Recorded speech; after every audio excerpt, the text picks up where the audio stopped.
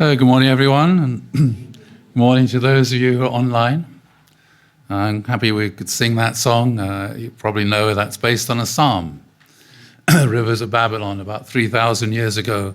The Jewish people were exiled then into Babylon. The temple was destroyed. And the question is, well, what do you do when you experience that? What do you do when you've been kicked out of your land? What do you do when your temple has been destroyed? And it's not just a question what happened 3,000 years ago. It's a question also what's going on today, not just in Israel and for the Palestinians, but also for our own spiritual community as well, going through sort of the situation now in Japan, where the government's trying to remove our charitable status as a religious organization. And again, you find yourself in that kind of reality. What is going on? You know, how should we respond to this kind of situation? So for the Jewish people 3,000 years ago, the temple is destroyed, you get kicked out. There's no longer any way of worshiping God by making offerings at the temple. And it's very easy to think, well, God has abandoned us, or maybe God doesn't even exist. Maybe we should just assimilate. Maybe we should just take our Babylonian citizenship and culture and just get on and be successful in Babylon. Which, of course, is what some people did. Or we should just try to cling on to the old ways of doing things. Or we should try to reform and say, okay, the world in which we're living has changed, so that means that we also need to adapt and change. As those people who believe in evolution say, evolve or adapt or die. And so that's what they did. They adapted. And from worshipping God in the temple, they started studying the Torah. We call it Hunukei. It started 3,000 years ago. And so the whole Jewish community then, spirituality, became Bible-centered, Torah-centered, and as opposed to offering sacrifices-centered. And that completely transformed everything. So also we need to think as well, what do we do? The world changes. How do we evolve? How do we adapt? How do we reinvent ourselves so we can respond to what is going on? I wasn't planning to say all that, but I did. So I never know what I'm going to say when I stand up here. Anyway, so that was that psalm, Babylon. And, it's a very, how do you worship God in a foreign, distant land? Okay, so what's going on? Well, some recent events which we've been observing this past year or two. The Russian invasion of Ukraine. Yeah, that was hugely shocking. That's the first time there's been a major land war in Europe for a long time. Then also in the Far East, you got the Chinese threat to Taiwan, but also not just to Taiwan, but also to lots of the little island countries in the Pacific, and wanting to establish some kind of hegemony and control over that vast area, claiming it as their own, and dispossessing all the other little peoples and their islands, and claiming it as their own. And then just last Shabbat, I think, Hamas's attack on Israel, which Graham mentioned, and also Naomi. And then also, which is, again, you're probably aware of, I guess you would have read about Japanese government decided to ask the court to, I don't know, technically, legally, take away the Family Federation's legal status and, from what I understand, still be able to exist, but no longer be a charity or whatever the legal situation is in Japan. So you might wonder, well, what's going on? It's huge, shocking events. How do we understand these things? How do we make sense of these things? And also, how do we respond to these things ourselves? So I know we all long for peace, and got Professors World Peace Academy, Father's autobiographies, Global Citizen for World Peace, and they've got the Universal Peace Federation. But in reality, war is inevitable. As it says, going back to the text, divine principle, if there were no wars or divisions in the fallen world, the sovereignty of evil would continue forever and the world would never be restored. So if you think about this locally in Europe, before the First World War, there was no religious freedom anywhere on the continent of Europe, apart from a few little places like Holland or Switzerland, and that was about it, really. That was a reality. If it had continued like that, there would have been no foundation to receive the Messiah. Father never could have traveled anywhere within on the continent of Europe. But sometimes wars are necessary. Do you think evil sovereignties, do you think dictators like to give up their power voluntarily? It's very rare for a dictator to step down voluntarily. Usually there have to be a war to establish, to change things. Not only on the continent of Europe, we had the same thing here, the Civil War in the 17th century, which led to de facto religious freedom. Therefore, God worked his providence to restore their heavenly sovereignty by degrees. He sends prophets and saints to the fallen world to found religions and raise the level of morality. He establishes governments with higher standards of goodness, which come to oppose and destroy regimes with lower standards of goodness. It says that God establishes them. Anyway, it's human beings that do the work. God doesn't say, oh, I'm going to do this. Sometimes funny things happen. With higher visions of goodness, which come to oppose and destroy regimes with lower standards of goodness. To fulfill the providence of restoration, therefore, conflicts and wars are unavoidable. And we saw this in Europe, the First World War, and then the Second World War, and then the Third World War, which in Europe, fortunately didn't become a hot war. And as a result of these three wars, you saw the establishment or gradual establishment of freedom and democracy within the whole continent of Europe. And as a result of that, true parents are able to travel freely throughout Europe for whenever they wanted to, except for that moment of the borders are closed as Schengen. So when these wars are conducted by good sovereignty to destroy an evil sovereignty, they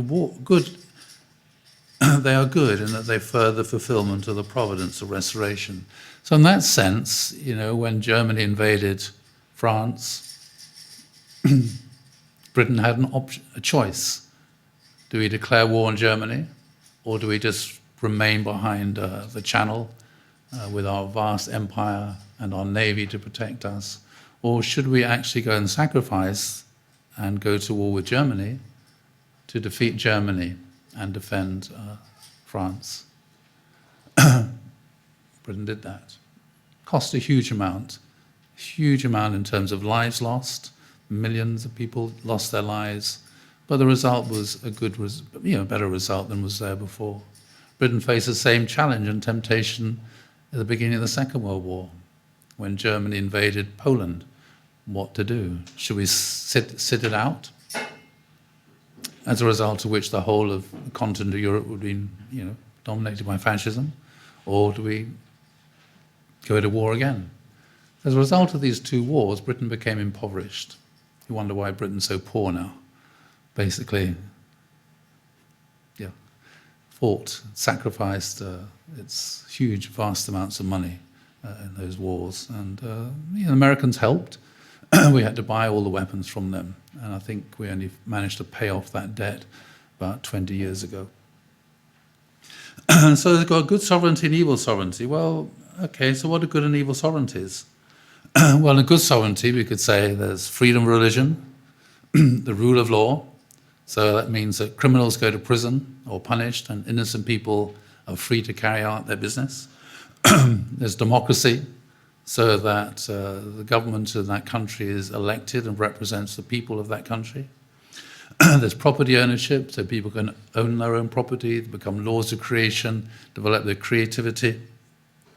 And a free market, so people can buy and sell whatever they want to whomever they want. Of course, there's no country which is perfectly like that. An evil sovereignty, you could say, well, there's no freedom of religion, and the result is that for most of human history in most parts of the world, there hasn't been freedom of religion. I said on the continent of Europe, there was no freedom of religion in some parts of Europe until the fall of communism, which is very recent. There's arbitrary rule, which means the local dictator or his representatives, who may be bureaucrats, they decide what happens. And so then there's no justice. You call it telephone justice in Russia. The case is heard, the judge picks up the phone and asks his superior, what verdict should I give? In other words, it's not a question of has the law been followed or not, but what does the government want? Who does the government want to punish? And that's very similar to what's going on now in Japan. Instead of democracy, there's dictatorship. And instead of property ownership, the state or local authorities or whatever, they're the rulers, they own everything. And instead of a free market, you have organized criminal gangs that control the economy. And if you don't pay off that organized crime network, then they'll put you out of business. Obviously, you don't find countries that are exactly like one or the other. The whole thing is a spectrum. Yeah, you can compare different regimes, different countries. You can say one is closer to that side, one is closer to that side. The whole thing is a relative thing. Everywhere you go is a mixture of the good and evil sovereignty. And it's always a great challenge how to preserve a good sovereignty, how to expand that, how to stop things going backwards into corruption and criminality. So as I say, it's a relative thing. So in the principle, we analyze it in terms of the Cain and Abel relationships, relationship at every level of society, from those between individuals to those at the level of families, communities, societies, nations, and the world. You find one party is the role of Abel and the other is the role of Cain. But I said they're just relative. One is relatively closer to the good sovereignty, one is relatively closer to the evil sovereignty. It's not that Cain is evil and Abel is good. Both of them are a mixture of original and fallen nature. There's the one is relative in a situation, one is relatively Abel, one is relatively Cain. And his father said, how is these things decided? It's decided by love. Any two of you in a relationship with Cain and Abel, who loves the other more, will be in the Abel's position. You know, that's it. It's not a position in that sense. It's not something, oh, I'm Abel, or it's not just because I'm the leader doesn't mean I'm Abel. The leader's usually Cain, because they're usually older, the older brother. So which one loves the most? That is, and of course that changes, it varies. It's a relative thing. Relative to one person, that may be Cain, relative to another may be Abel. These are just relative positions. So to define which one is Cain, which one is Abel, the one who is struck is Abel, and the one who strikes is Cain. Even if you call out rudely to someone who's brought no harm to you, you become a Cain. And so let's look at this story again, Cain and Abel. I went to the synagogue yesterday. It just so happens that the Torah piece that was for yesterday was the story of Cain and Abel. And the student rabbi gave a very young lady. She gave a very mature and explanation of the story of Cain and Abel, and obviously relating it to what had been going on in Israel and Palestine. So Cain was very angry and his face was downcast. The Lord said to Cain, why are you angry? Why is your face downcast? If you do what is right, will you not be accepted? If you do not do what is right, sin is crouching at the door. Its desire to have you, but you must rule over it. Now Cain said to his brother Abel, didn't actually say anything. There's no words that he said. He couldn't speak peacefully to his brother.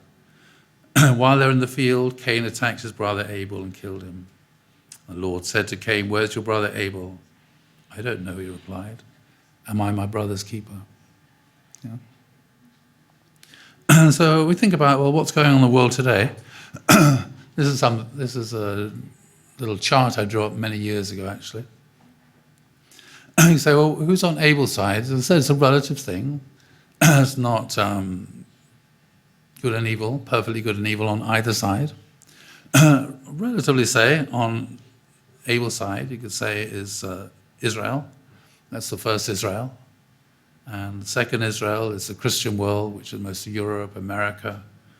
And the third Israel is South Korea. On the Cain side, we could say is Iran, Syria, Hamas, etc. who were influenced by Islamism.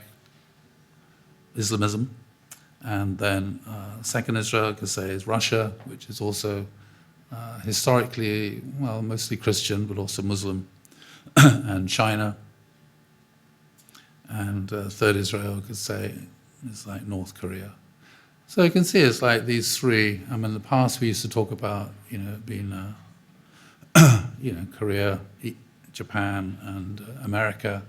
Anyway, this is how it seems to line up to me today. And people talk about Israel. I mean, after the First World War, I forgot to mention, there were huge empires, and most of them were broken up. The Austro-Hungarian Empire. Anybody here come from the Austro-Hungarian Empire? Yeah, Austria now, it's a little country, but it used to control half of Central Europe. Yeah, there's a huge empire, Austro-Hungarian Empire. But after the First World War, it was broken up. You've got lots of smaller countries now in the Balkans and Czech and Slovakia. They're all part of the Austro-Hungarian Empire in the past. Then, of course, the German Empire shrank. Germany became smaller. Then the Russian Empire was broken up. And that's the first time that Ukraine appears on the map and all these other countries in Central Asia appeared on the map. And then the Ottoman Empire was broken up. The Ottoman Empire was an Islamic empire centered in Istanbul, and which ruled over most of the Middle East. And that was also broken up. And of course, when all these empires were broken up, it was very messy, to put it mildly. New lines are drawn in Europe, new lines are drawn in Russia, new lines are drawn in the Middle East. And the people who drew those lines didn't necessarily draw them very well. This is one of the main reasons why I got all these problems now in Ukraine, because Stalin drew the lines. And he decided he was going to, make sure that Ukraine and all these countries of the former Russian Empire, that none of them were homogeneous. So Ukraine, for example, nearly half the people living in Ukraine are of Russian descent and language group, because Stalin wanted to make sure it's always very unstable in these countries. Anyway, lines were also drawn in Europe, and as a result of that, some people weren't happy. So you've had a lot of ethnic cleansing in the 20th century, especially since the fall of communism, what was breakup of Yugoslavia, all kinds of messy stuff going on. And of course, the lines drawn with the breakup of the Ottoman Empire to create new countries, Israel, Egypt, Syria, Lebanon, Iraq. Again, straight lines drawn in the sand. And the same in Africa, lots of empires there when they dissolved. Again, lines are drawn, sometimes dividing tribes would divide into two. Half the tribes in one country, half the tribes in another country. That's the reality, the historical reality, and it's always been like that. And then the question is, okay, where do we go from here? Every country then, every people have to decide, what are we going to do? We lost the war. The people who won the war, they divided our country up and they drew lines here, there, and everywhere. And, in Europe after the Second World War, millions of people were refugees. Not talking about Jews, millions of Germans were refugees as the border moved. Yeah? Millions of people. But they were dispossessed. But they all settled down and got on with life, basically. Got on with life. And that's the thing. You have to get on with life.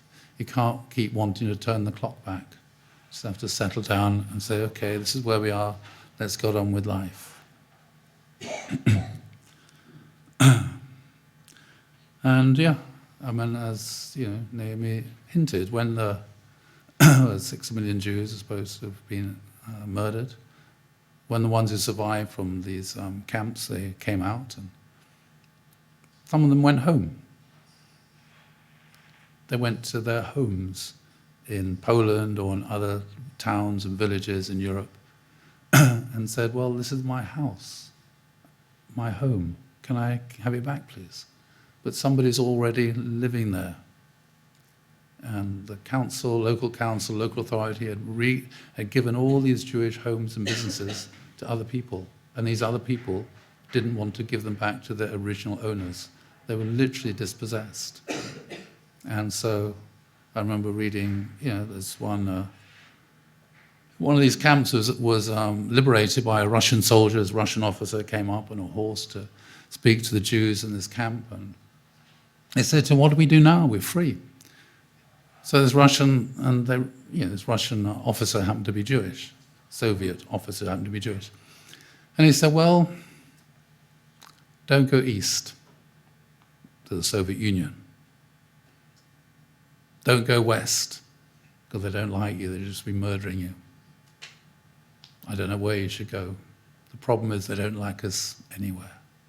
And so, so a lot of them, they got on boats and they went to Palestine, where they were not welcomed by the British who were ruling it at the time.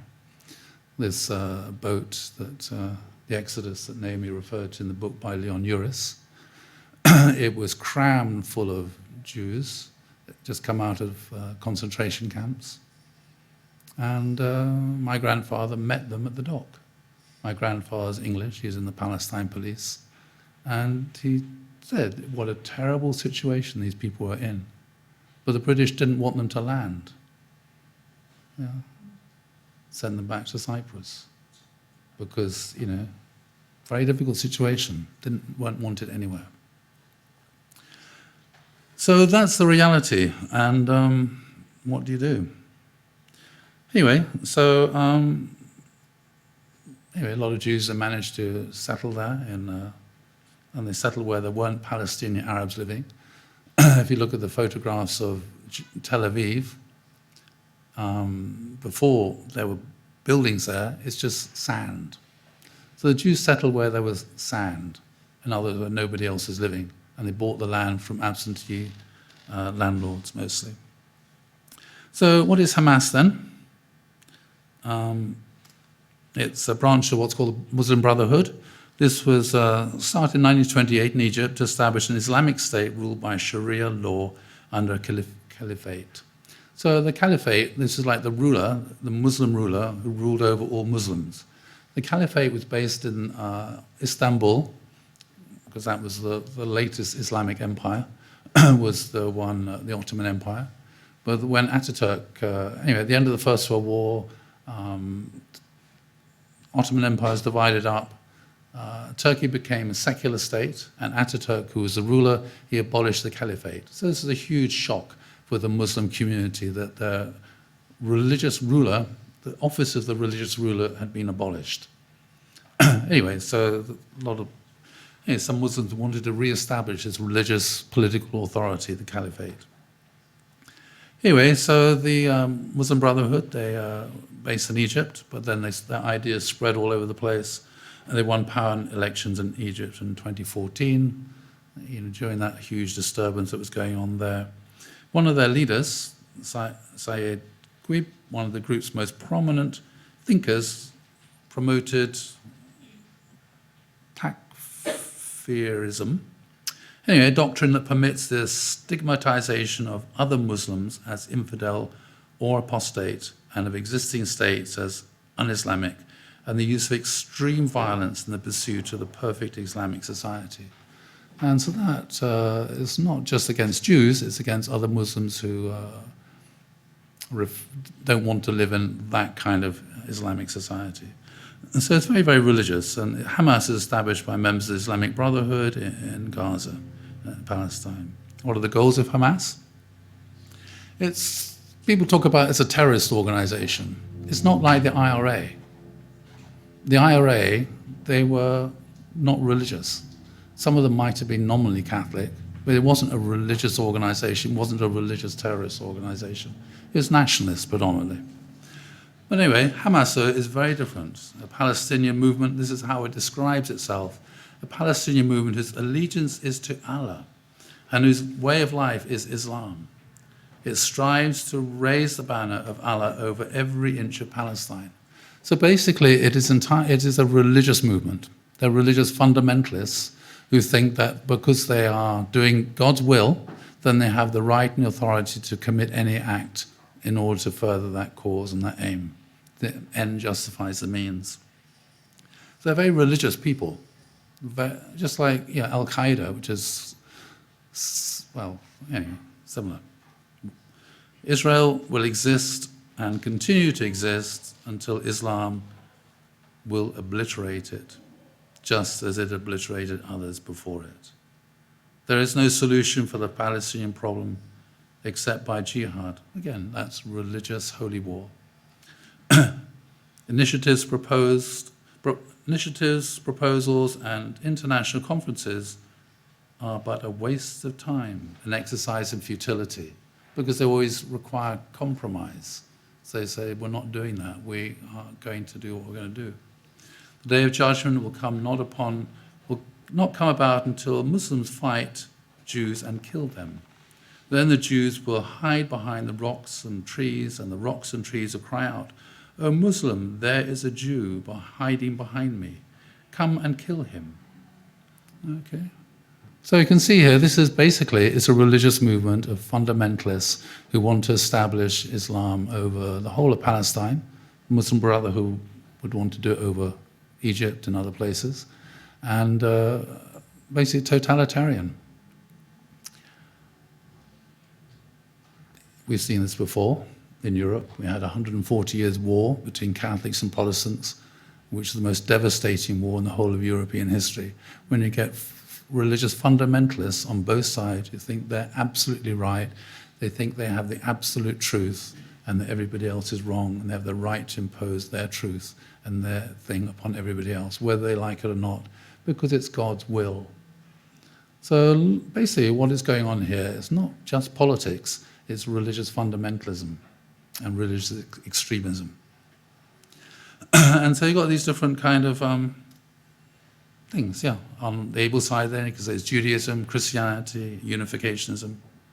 On Cain's side, Islamism, which many Muslims regard as a corruption of Islam. There again, many Muslims, as we saw, were dancing in the streets. They may not have been members of Hamas, but all over the world they were dancing in the streets and celebrating what happened in Israel. And then on Cain's side, you got communism. Well, it's still around in the Communist Party of China, and now Russia's becoming aligned with China, and of course there's North Korea with ideology of Juche, which is also not a very good place. So what did Father say about this? Well, this is a speech Father gave at Washington Monument in 1976. I was very lucky to be able to participate in that organizing and at that rally. So Father said, Judaism is an elder brother's position. Christianity is in the position of the second brother. The Unification Church is in the position of the youngest brother. I remember I said this to a few Jews and Christians. They nearly fell off their chair laughing, thinking, you're Unification Church, you're like same status as us. Well, that's how Father sees it and how Father saw it. Yeah, that's, even though we're the smallest and the youngest, but makes a difference, yeah? So we shouldn't be worried about numbers. In the Bible it said God told the Jewish people not to take a census, not to count out how many people there were. Yeah. Because only a time, I mean, the number of Jews in the world is a statistical error in terms of world population. When you look at accomplishment, it's just off the scale. About 40% of Nobel Prize has been run by Jews. So, we're very small. Israel, the United States, and Korea, the nations where these three religions are based, must be brothers, because these three nations have a common destiny representing God's side. The communist bloc, as Satan's representative, is trying to isolate and destroy the United Nations.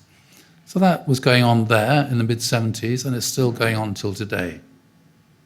So, okay, so these three brothers should be united, Judaism, Christianity, and the Unification Church, or the Family Federation, whatever you want to call us. We should be united in heart. So how can we do that? How can we make a contribution? What can we do? So last night, Lord of the Rings was on television. I was watching it. I'm sure you remember it. Galadriel, who was the lady, I don't know, can't remember which particular elfish kingdom she was ruling. Anyway, she said to Gandalf, you know, you got all these dwarves, which are great warriors. Why do you bring this hobbit along, the halfling, the hobbit, Bilbo? Why did you put him in the group? And Gandalf's response was, Saruman, who was, you know, the head of the wizard order, Saruman believes it is only great power that can hold evil in check. But that is not what I have found. It is the small, everyday deeds of ordinary folk that keep the darkness at bay. Small acts of kindness and love.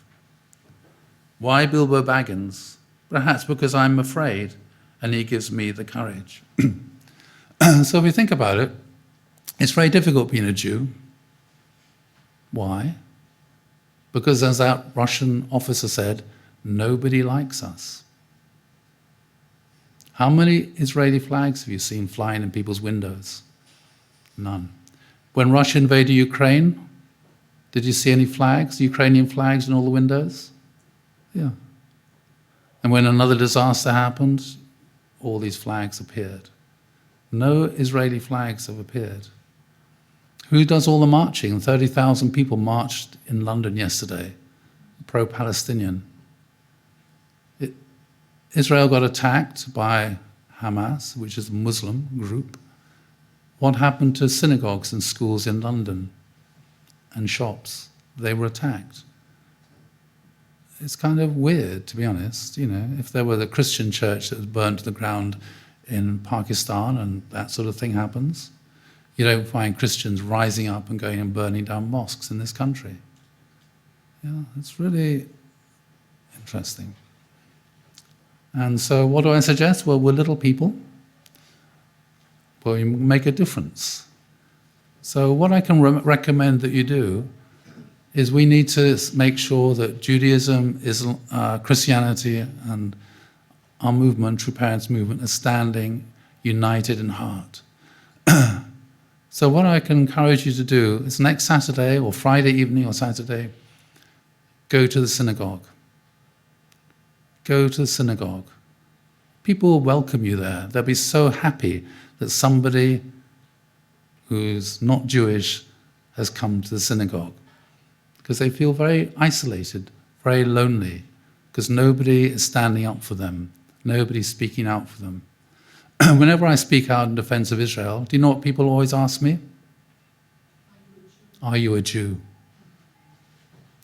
Every single time. It just so happens, by chance, I am. But the very fact people ask that question is that, oh, only Jews can defend Israel because it's such an evil place and it's indefensible. They feel very lonely.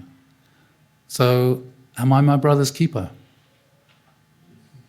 Am I my brother's keeper? When Abel gets attacked, am I my brother's keeper? Am I going to go and stand by my brother and support him and encourage him? And our movement, we have made almost no effort to reach out to the Jews. We got the BCLC, reach out to Christians, but the root of our faith is in Judaism. Sometimes people get annoyed with me because I bang on about the Bible. But that is our root. Abraham is our father of faith.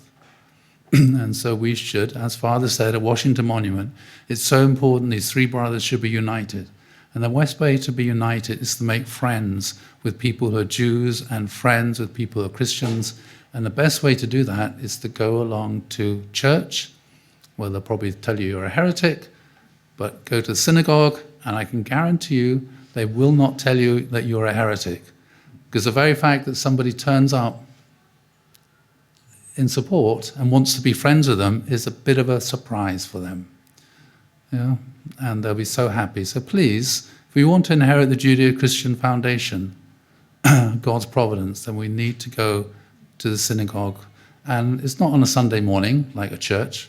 It's on Friday evening or Saturday morning. And I really encourage you to go there. So as Mike Balcom always says, that's your homework. That's my homework to you and you. go to the synagogue. Support our older brothers and sisters. As good younger brothers and sisters, we should do that. So thank you very much, and God bless you.